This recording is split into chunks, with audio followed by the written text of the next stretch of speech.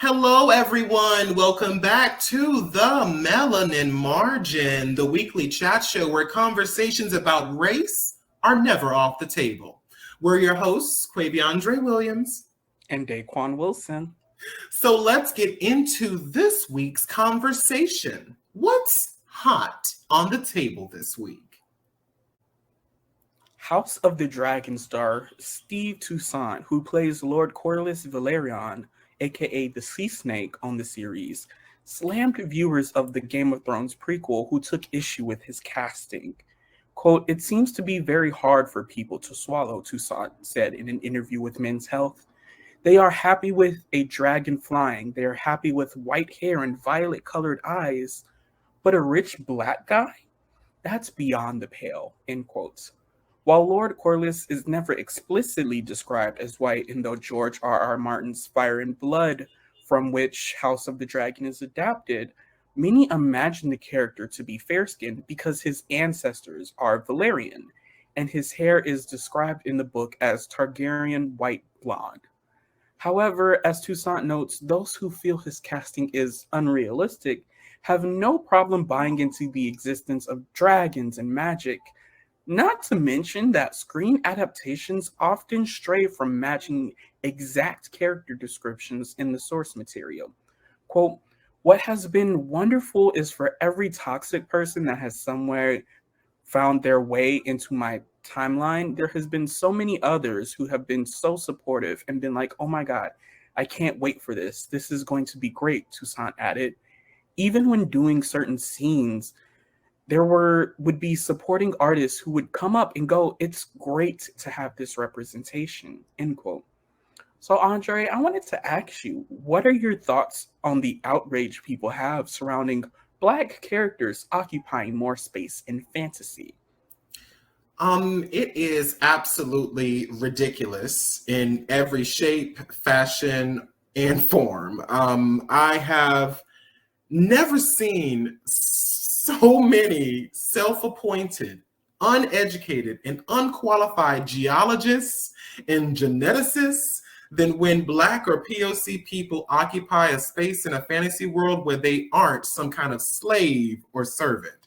If the fact that we are even having this conversation about the controversy surrounding the race of a fictional character doesn't prove that institutionalized racism is very much alive and well, I don't know what will. I mean, there's this quote I heard from somewhere online that really exemplifies why this is even a conversation at all.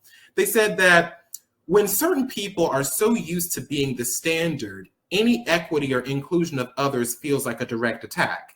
And it's become clear that white people are so used to seeing mostly, if not exclusively, themselves as the leads in fantasy worlds that some of them feel that other races just simply don't exist there. This is where the whole idea of woke casting comes from, a phrase that has been popularized among white conservatives to describe the inclusion of people of different races, sexuality, and gender expression in mainstream TV and film roles. What I've discovered is that in the media, especially when it comes to adaptations of fantasy novels, most people simply assume that the lead characters are white. This is largely due to the fact that anytime a diversity is included in many fantasy stories, the readers are oftentimes waiting for the author to denote that this character is of a different racial identity. Until that happens, all the characters are just accepted as white because in our society, whiteness is the standard and everything else is the exception. However, unless the character's whiteness is directly tied to telling their stories or explicitly stated, there is no reason why the story couldn't be told from another perspective or in another interpretation. But what frustrates me the most about this whole conversation is the fact that these interpretations are just that, interpretations. Even when we look at the outrage people have against the casting of Halle Bailey as the Little Mermaid, Cynthia Erivo as the Blue Fairy, her in the upcoming Belle, Beauty and the Beast musical, and Yara Shahidi as Tinkerbell, people are all up in arms because in the original Disney animated films, these characters were white. But what they fail to realize that these films are just another interpretation of source material, which was based on beings and people that only exist in fantasy. The Little Mermaid, Pinocchio, Beauty and the Beast, Peter Pan, and Game of Thrones are not biopics. I hate to burst your little bubble, but none of these people are real. But on top of that, let's not forget the fact that the original animated movies and the live action ones still exist. The animated Little Mermaid with white Ariel still exists. The White Blue Fairy still exists. The original Beauty and the Beast and the live action movie with Emma Watson as Belle still exists. And the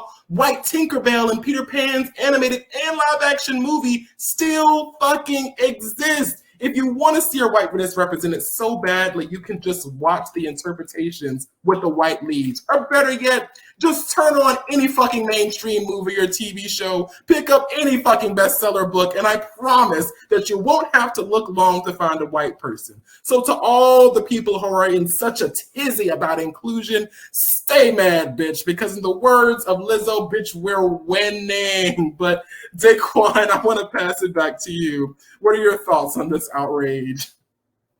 I think the outrage is absolutely ridiculous. Like, I think that it's so funny that when POC people talk about whitewashing in Hollywood, their rhetoric is, it's just a movie, it doesn't matter, why are we bringing race into it? But now that it's happening to them, they're having all of this outrage, and it's not funny, haha, funny hypocritical. Because how do you, as a person, create so much outrage for a fictional character, a fantasy character in a land of dragons and magic, a fantasy character who's a girl who's half fish, a half fish girl? Y'all are doing the most for this. It's crazy. And I think that one of the biggest reasons for this outrage is a lot of people, white people, are finding out that whiteness does not have a culture and therefore is replaceable in a lot of their, productions. You can't have, Mulan without Mulan being Chinese. It's in China. She's a Chinese person. They're fighting a Chinese war. How are you going to have a white person do that? Or even in some white stories like Merida, for example, like her identity is very important to the story. So in that instance, it is important to have somebody who can fit that identity. But all of these fictional examples where race doesn't really matter, they create this tizzy, and it's like, that there are Black people who have natural pale blonde hair. There are Black people who are rich and, have all of this money and power. And there are a lot of Black stories that involve Black mermaids. And even if you want to talk about those people, we're like, scientifically, it doesn't make sense because she's at the bottom of the ocean. If you actually know science, you would know that most things that live in the bottom of the ocean have darker skin tones so that they can hide at the bottom of the ocean. The only thing that does not have those darker skin tones are predators. Is Ariel a predator? I don't think so. So it doesn't make scientific sense. Plus, y'all are talking about science but didn't want to wear a mask because you didn't want to listen to science, but that's a conversation for another day. My biggest issue with this is that it's so important for people to get representation. You have plenty of representation as a white person. So for once, let these little Black kids be able to see themselves in Ariel. Let these Black fantasy fans be able to see themselves in the characters who are depicted on screen. For once. Yeah, I fully agree. I'm also getting tired of people saying, well, just create your own characters.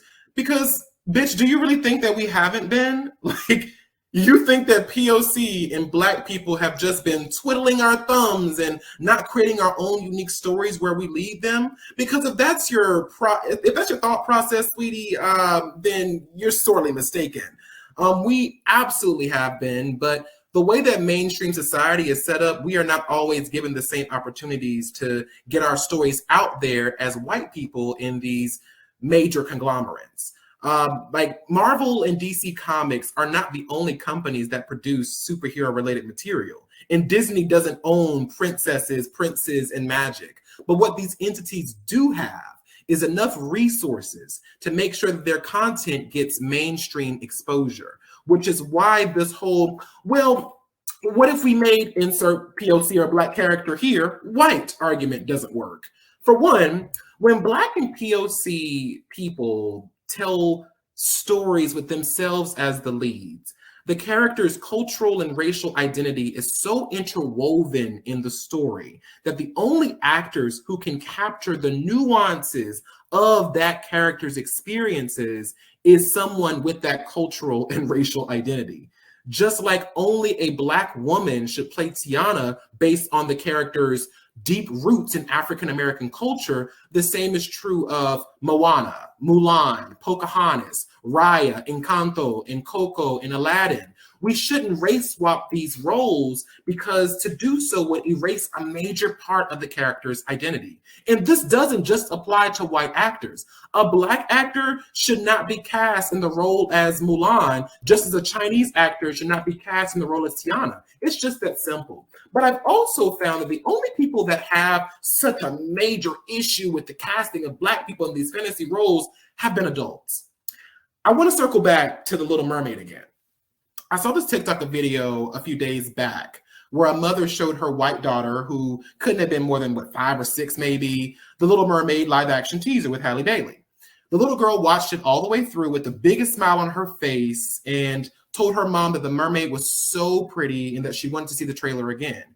And what I thought was most interesting about this video was that all this little white girl saw was a pretty mermaid in the water. And you know why that is? It's because little white girls and boys have the luxury, like Daquon said, of seeing themselves represented everywhere.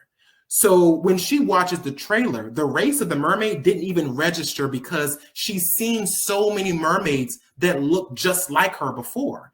Conversely, when you look at videos of little Black girls seeing the trailer for the first time, the first thing they say when they see Ariel is some version of, "Mommy, she looks like me." And that's why representation matters. You, at your big age and all your whiteness, can say you won't let your white children see this Black mermaid and never have to worry about it again, because you know that if your children love mermaids, that you can show them a slew of films and movies and TV shows where all the mermaids look just like them. BIPOC parents don't have the same access. So stop trying to excuse your bullshit by saying it's about hair color, as if Black people can't be ginger or have white hair, or historical accuracy in a story that's fucking made up. Just say that you don't like seeing Black people and POC people in your fantasy stories because you're racist. It's just that simple. But Daquon, why do you think they are so afraid of inclusivity? I think that, it's one of those things where it's just whiteness doing what whiteness wants. It's because with inclusivity, like you said before, they feel like when more people are being included, that they are being excluded. When more people are getting equity, they feel like they are being oppressed.